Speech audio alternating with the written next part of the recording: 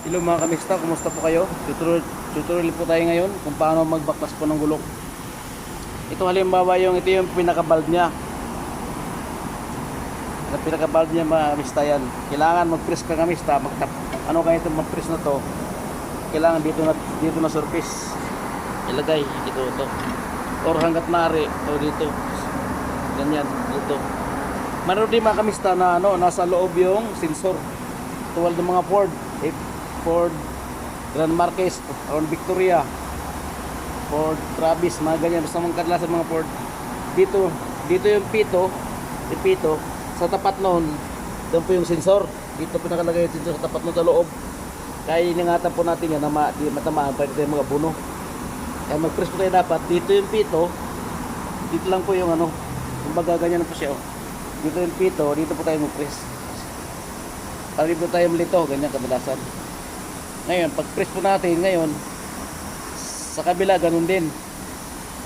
Yun ang niya. Kasi ang iniiwasan natin mga kamista, yung pito niya hindi matamaan dito. Yan, itong pangano na to yan. Pinipress kasi yan, ito yung kumakapit dito. Yan, gumagana. Yan yung press.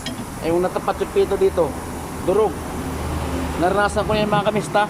Nakabuno ako ng 350 reals dahil sa ganun mangyari. Kaya iwasan natin ang valve. Itong valve niya, makita natin na disensor siya. Iwasan natin dito, huwag natin ilapit dito. Saka mayroon po din kagaya sinabi ko dati sa inyo na mayroon ding dito ordinary lang ng valve.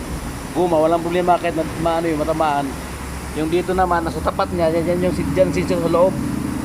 Kaya sinasabi ko sa inyo, mga ano po yun, mga Ford, Crown Victoria, Grand Marquez, kadalasan sa mga Ford, mga idol, mga kamista. Yan po yan. Yan dapat mag-press yung pito. Dapat ka mag-press dito. Kasi once na dito yan, na-press ka, o malapit dito, matamaan yung pito. Kung may sensor yan, sira yan. Kaya magabuno tayo. Okay? Salamat mga kamista. Subscribe lang po sa aking YouTube channel, Jograds CSR Mix Vlog.